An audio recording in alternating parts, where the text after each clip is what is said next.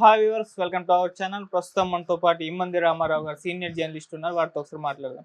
Sir నమస్కారం sir. నమస్తే అండి. సార్, జై జై హే తెలంగాణ సాంగ్ ని కీరవాణి గారు కంపోజ్ చేయడం పట్ల మన వివాదం అనేది కొన్ని రోజుల నుంచి కూడా నడుస్తూ వస్తుంది. అయితే ఇప్పుడు కూడా తగ్గలేదు. అయితే దీనిపైన రేవంత్ గారు కూడా స్పందించారు. ఇది అందశ్రీ గారి నిర్ణయం, ఆయనే డిసిజన్ తీసుకున్నారు, నా ప్రమేయం ఏం లేదని కూడా అన్నారు. అయితే అందశ్రీ గారిది ఒక ఆడియో వైరల్ అవుతుంది. అంటే తెలంగాణ వాళ్ళు కొంతమంది మాట్లాడారంట, మరి తెలంగాణ వ్యక్తులకి ఇది ఇవ్వచ్చు కదా అని అంటే ఆయన కీరవాణికి ఏంటి ఇబ్బంది, కీరవాణి గారు ఉంటే ఏంటి అన్నట్టుగా మాట్లాడారంట. మరి మీ ఒపీనియన్ సార్ దీనిపైన? తెలంగాణ మ్యూజిషియన్స్ ఫోరము ఆటంకం పరిచింది.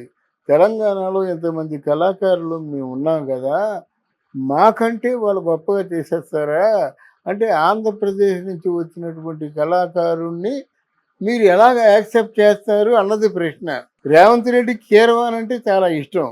దానికి కారణం రాజమౌళి తాలూకు అన్నయ్యనో ఏదో మొత్తాన్ని వ్యక్తిగతమైన ఇష్టం అయితే ఉంది, అది కాదనే ఏమీ లేదు. ఇక్కడ నేను తెలంగాణ మ్యూజిషియన్స్ ఫోరంని వాళ్ళ చేసిన తప్పు చెప్పగలుగుతున్నాను. ఏమిటంటే వాళ్ళు కళకి ప్రాంతీయ భేదం లేదు, కళకి ఏది లేదు, అసలు కళ అనంతం. సముద్రం అటుపక్క మనం చూపించగలమా? కళకి కూడా ఆవుల వైపున మనం చూపించలేము. అది తెలిసిన తర్వాత ఇక్కడ ఆంధ్రప్రదేశ్ ఏమిటి తెలుగువాడు కాదా, కొన్ని హిందీ వాడైతే కాదంటావా? హిందీ వాడు భూపేన్ హజారికా ఉన్నాడు, గజల్స్, ఆయన కాదనగలమా? లతా మంగేశ్వర్ పాటలను కాదనగలమా? మహమ్మద్ రఫీ పాటలను కాదనగలమా? ఈరోజు బాలసుబ్రహ్మణ్యం గారి పాటలని వాళ్ళు కాదంటారా? తమిళ వాళ్ళు కాదంటారా? కాదంటే 40,000 పాటలు ఎలా పాడతాడు? ఇది కళకు అతీత. హరీంద్రనాథ్ చౌరాసి అని చెప్పేసి ఒక ఫ్లూటిస్ట్ ఉన్నాడు, మన సిరివెన్నెలలో వాయించాడనమాట. ఆయన ఫ్లూట్, అయ్యో ఇది బొంబాయి ఫ్లూట్ అండి, మాకు కావాల్సింది తెలంగాణ ఫ్లూట్ అంటే అంత వాయించేవాడు ఆడు ఇక్కడ. అవును, అతడి కళాకారుడు ఉండాలి కదా. మీరు ఎందుకు ఎంపిక చేసుకుంటారు? ఉన్న వాళ్ళల్లో ది బెస్ట్ ఎవరు అనుకొని అప్పుడు కీరవాణి అనుకున్నారు. నిజంగా వాళ్ళ ఎంపిక సరైంది.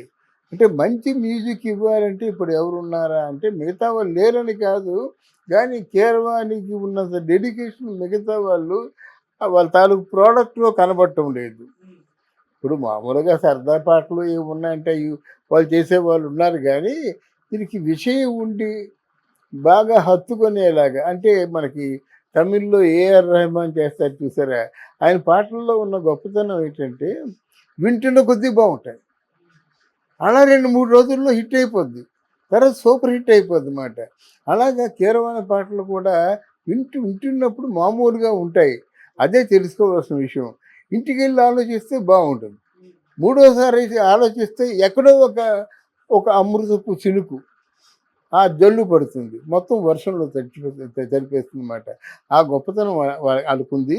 అందువల్లనే రేవంత్ రెడ్డి ఏంటంటే ఈ విషయంలో మళ్ళీ వాళ్ళతో వాదనలు ఎందుకని చెప్పేసి, అందశ్రీ గారు మీకు అప్పచెప్పాను, సాహిత్యం మీది అర్థమైందా, మీరు చేసిన బొమ్మ దాన్ని ఎలాగ అలంకరించుకుంటారో, ఎంత వైభవంగా చూపిస్తారో చూపించండి అప్పచెప్పేశారన్నమాట.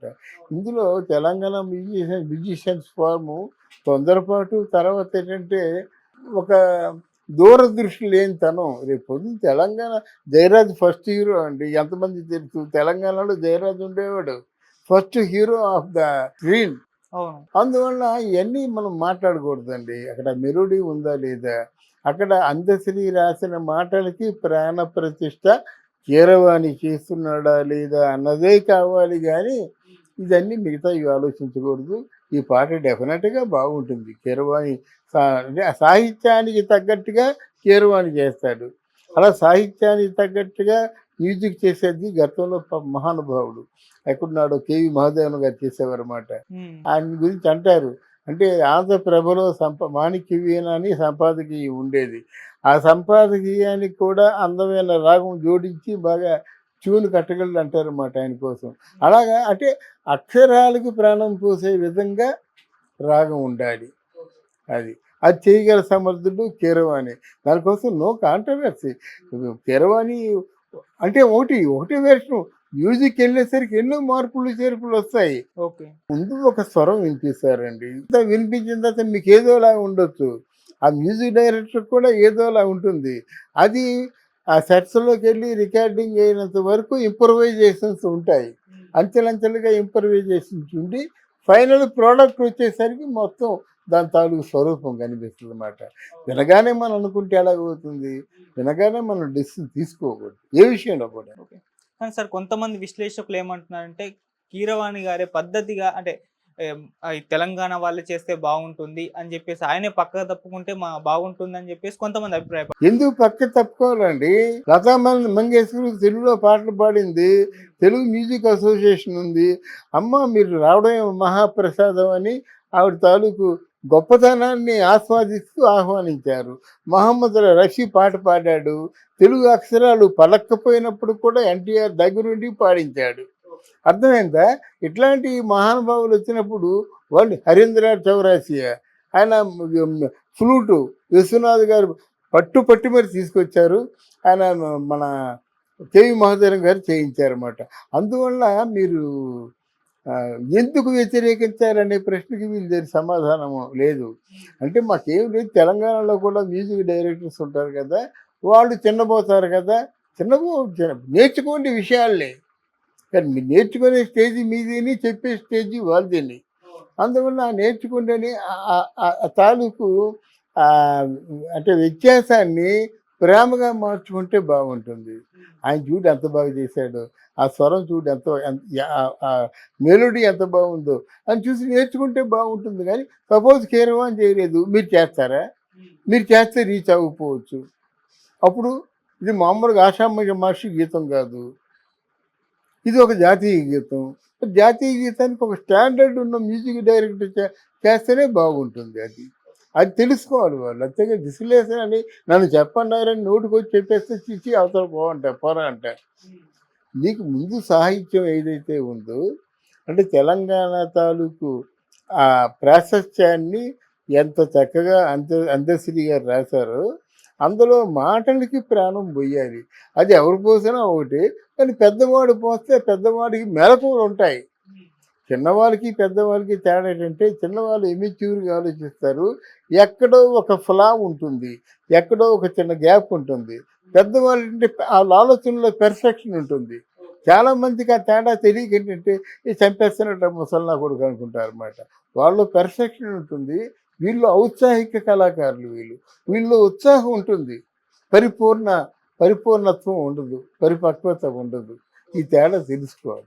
అందులో కూడా హీరో క్యారెక్టర్ కాస్ట్ విలనిజం అంటే నెగిటివ్ షేడ్స్ ఉంటాయి కదా, మరి అటువంటి అటువంటి థియరీని ఇక్కడ కూడా ఫాలో అవుతారని చెప్పేసి కొంతమంది విశ్లేషకులు అభిప్రాయపడుతున్నారు. అంటే పుష్ప 2 చంపేద్దామన్నా వాళ్ళ ఉద్దేశం.